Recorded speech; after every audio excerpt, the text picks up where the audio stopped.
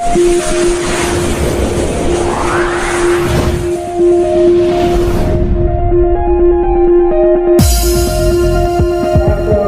रिश्ता है, रिश्ता इसलिए है कि आपके दोनों बच्चे जो आज संसार में नहीं है, लेकिन उनका नाम हमारे साथ जुड़ा हुआ है। आप एक ऐसी प्रॉब्लम से थे उनको शारीरिक रूप से, लेकिन इन्होंने कभी उस शारीरिक को नहीं माना।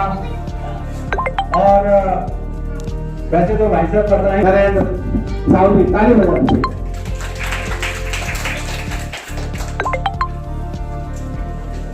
धन्यवाद।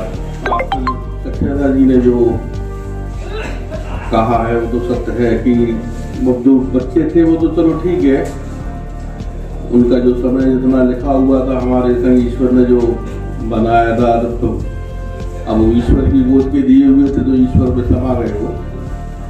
और हमारी आगे भी बहुत आपकी आशीर्वाद और आपकी कृपा रहे। और आप जैसे संस्था से जो जुड़े हुए हैं और जितनी भी कोशिश है और जो है तन मन धन से तो पूरा देने की आपको चेष्टा करेंगे और करते रहेंगे जब तक जीवित हैं। यही हमारी आपसे प्रार्थना है। धन्यवाद।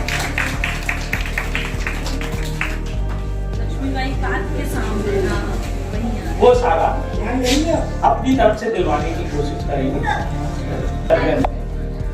तो खास तौर से दिव्यांग लोगों को एक थोड़ी सी दिक्कत ये रहती है कि दिव्यांग तो है, चलो काम चला लेते हैं, लेकिन लोग टोकते हैं कि इनकी आंख में ये दिक्कत है, या ये आंख बड़ी है या आंख टेढ़ी है, या तो जहां तक टेढ़ी है वो किसी भी तरह की टेढ़ी है हम उनको सीधा करते हैं। एक दूसरा जो देखने में गंदी लग रही है, सब तो नहीं हो पाती सही, लेकिन हमारे संबंध है दिल्ली में, वो लोग आर्टिफिशियल आई बना देते हैं। वो थोड़ा खर्चीला काम है क्योंकि प्राइवेट में ही होता है। तो अगर कोई को शादी वादी की दिक्कत है, कुछ इस तरह की दिक्कत है, विकलांग है, लेकिन देखने की वजह से दिक्कत हो कि उनका चेहरे में फोटो अच्छी नहीं आती है, तो वो कॉन्टेक्ट लेंस या प्रोस्थेसिस या जो कुछ भी है, आई मेक इट श्योर कि उसकी फोटो कम से कम अच्छी आ जाए, शादी हो सके। तो ये हम अपनी तरफ से कर सकते हैं। आप लोगों की और भी किसी भी तरह की किसी भी तरह का नया इलाज आता है, वर्ल्ड में कहीं भी आता है, तो उसकी खबर हमें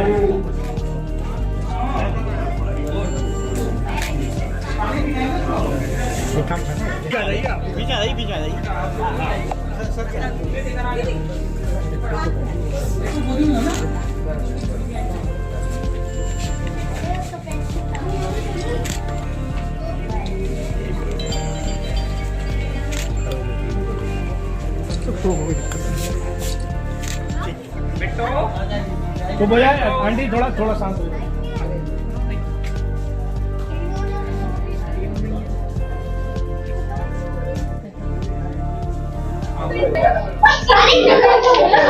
क्या कार्यक्रम हुआ? आज ब्रेल लुई का जन्मदिन है, जिन्होंने की ब्रेल पद्धति से लिखना और पढ़ना दृष्टिहीनों के लिए संभव बनाया है। कहाँ पर हुआ ये कार्यक्रम? ये राजकीय अभिलेखागार राजकीय संग्रहालय झांसी के सभागार में प्रोग्राम हुआ है। दृष्टिहीन कितने लोग लगभग यहाँ करीब 60-70 लोग हैं जो दृष्टिहीन। ये यहाँ पर हम पहली बार आए हैं। वैसे ब्रेल लुई के जन्मदिन पर हर साल इस तरह का प्रोग्राम होता रहता है। तो दृष्टिहीन लोगों का क्या कहना रहेगा?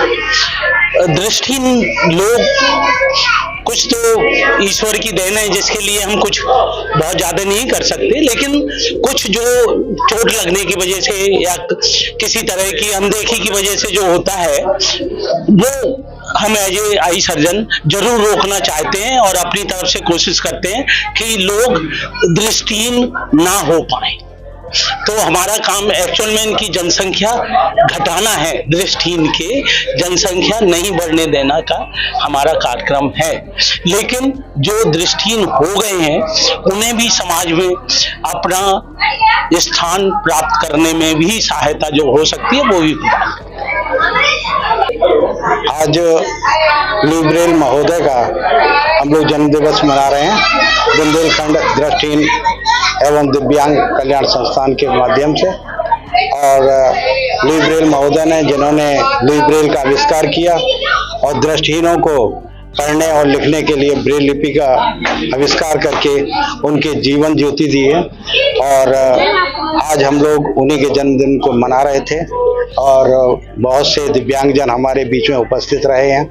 जो 21 तरह की दिव्यांगताएं होती हैं उनमें कई तरह के जो लोग थे, सीपी के बच्चे भी जिन्होंने भाग लिया है, जिन्होंने अस्थि विकलांग वाले थे उन्होंने भी भाग लिया है, श्रवण बाधित बच्चों ने अभी मैट्रिक की है उन्होंने भी की है, और हमारे दृष्ट बच्चों ने जिसमें मोहन उरई से आए हुए थे उन्होंने लुई ब्रेल के बारे में बताया है, गीतू शर्मा, रानी जयवंती और ये मनीषा आदि ने भी यहाँ पर संगीत किए प्रस्तुत किए हैं। चांद ने तो बहुत अच्छा गाना गाया है। और हमारे उपनिदेशक महोदय जी आए, उन्होंने ये दिव्यांग लोगों के लिए जो जो इस समय योजनाएं चल रही हैं उनके बारे में बताया। डॉक्टर साहब ने जो सर्जन हैं और मेजर रहे हैं सेना में, उन्होंने बताया कि दृष्टि को कैसे और कम कर सकते हैं, उनकी जो महंगापन होता है उसको कैसे कम किया जा सकता है, उसके लिए वो इलाज के लिए भी उन्होंने ये बताया। और इस तरह से हम लोगों ने इसको जन जागरण के रूप में लिया है, जिससे कि ये हमारा ये जो एक समाज को अलग दृष्टि से देखते हैं उसको ना देख करके इनको दिव्यांग लोगों को अपने में जोड़ के चलें, उन्हें अवसर दें और उनकी जो समस्याएं हैं उनका भी समाधान करने की कृपा करें और सब लोग उसमें बड़ा योगदान दें। एक ये भी यहाँ पर प्रॉब्लम आई थी कि जो बसें हैं जो अपने यहाँ चल रही हैं, जो सिटी बसें हैं, उन सिटी बसों में भी इन दिव्यांग जनों को रियायत दी जाए।